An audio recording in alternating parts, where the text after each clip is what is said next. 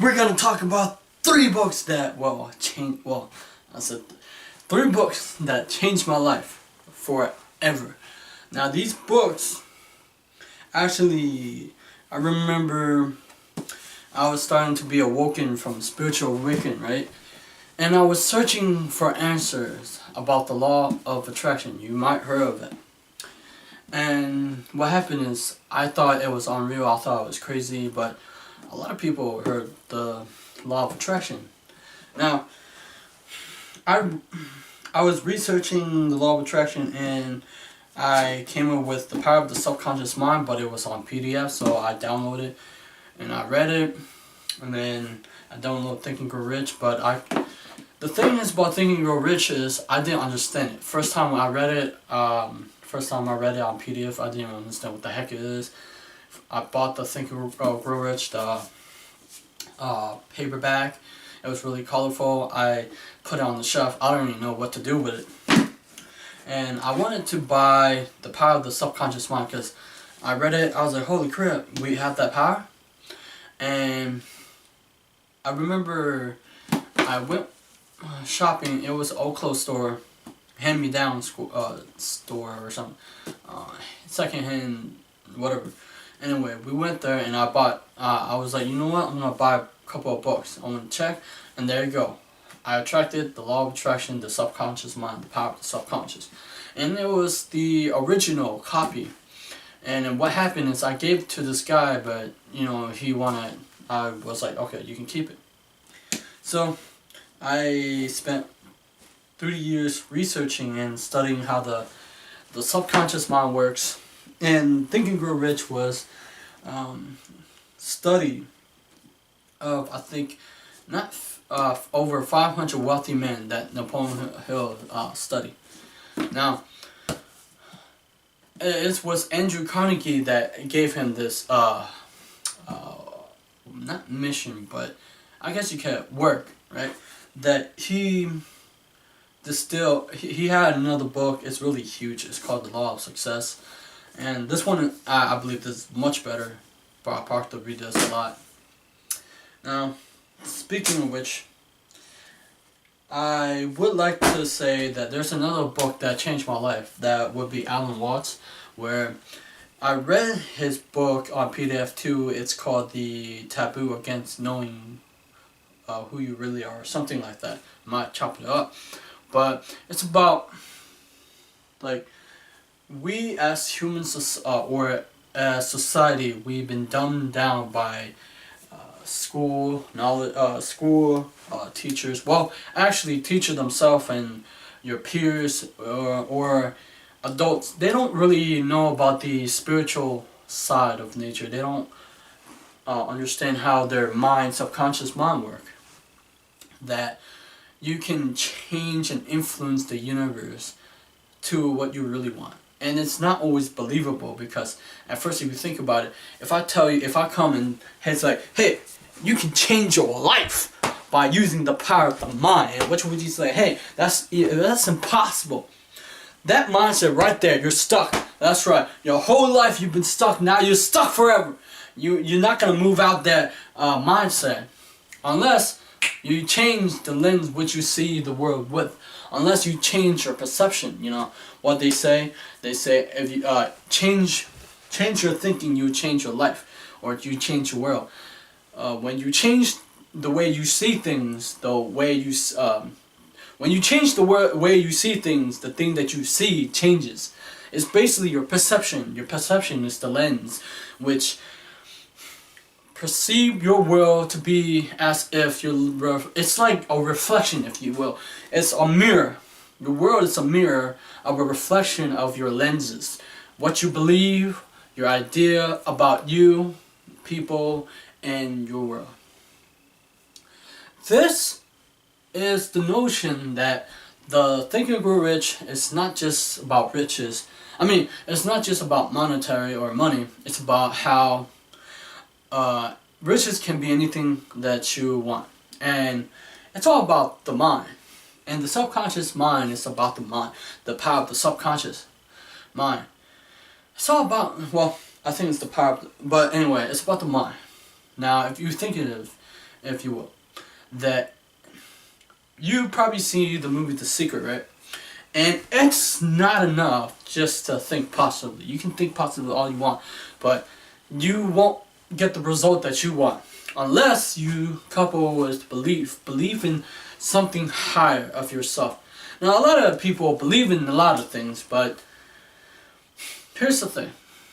If you say you want something, but your belief say you act in a different way, what happens is you move forward, but then you take 10 step or 2 step or 10 step backwards, and you never actually do it. Now, what makes a person go after something that's impossible or something that's out of reach? It is the belief in not just in yourself, but a connection with this higher power. This higher power is guiding your whole existence, if you will. I believe that, I remember Bob Proctor said that we're all guided. And I feel that to be true. I remember back when I was a kid, I felt like there's a power that guided me to become who I am today. And well, it's guiding me through people and ideas. And it's about the mind has a power. That's a radio station. We all heard this before, but I feel like we're not using it to its full potential. Now, if we do understand about the mind and how the mind, if you will, influence and impact your subconscious. If I throw off a frequency, a vibration, if you will, and I'm sending that through the medium of the molecule, and I'm sending it to the universe, somewhere someone will pick it up, and where they're gonna feel like a gut feeling or like their intuition will pick it up, and they will be attracted by that vibration. Vibration is actually a information that I'm sending out, even though it's not on a paper, but it's on frequency. Even though it's seeking that same frequency, and it's attracting, right? Now, the mind is interesting. If you study the mind tend to warp and distort your reality by the ideas and belief that you have. You know, a lot of people have a lot of limiting belief. For instance, if you believe to say you don't have the ability or talent to do whatever, you won't act on it, you know, and you believe it, and it's confirmation bias, right? And let's say you read all the self-help books and you know all the law of attraction, subconscious, you know, vibration, but somehow you're not getting ahead. Why is that? Well, it's not just enough to have the information in your head. It's about applying the knowledge and the subconscious. And like, I remember I was reading Brian Tracy, Maximum Achievement. When you are going towards something that you want, and it has to be personal. It can't be, you know, your goal has to be personal. Your goals can't be someone else want. Otherwise, you know, you won't do really well. And if you have this goal, and then you go towards it, all the laws that he talked about will simultaneously work, right? Like the law of belief, the law of expectation, law of vibration, law of attraction, law of correspondence, you know, work. Because the 7 Hermetic principle talk about the 7 natural laws, you know, but they're all like working within, you know, like it's mental, you know, the law of mentalism, the law of correspondence, the law of vibration, they're all within us. Where we have a universe within ourselves, and it's like this. If I give you a knowledge, and then you open the key, and then you unlock a world where possibility can happen, you know. But in order to express this power, in order to move ahead, we gotta do something that we believe in, and that we believe in our power, we believe in faith, we believe in a lot of things that to make it come true. A lot of people don't see. You may say, because I remember I did, when I was watching The Secret, the movie, I didn't understand how it worked, create a vision board and you look at it, nothing happened. I was frustrated. Now, how can we actually move forward by using these laws?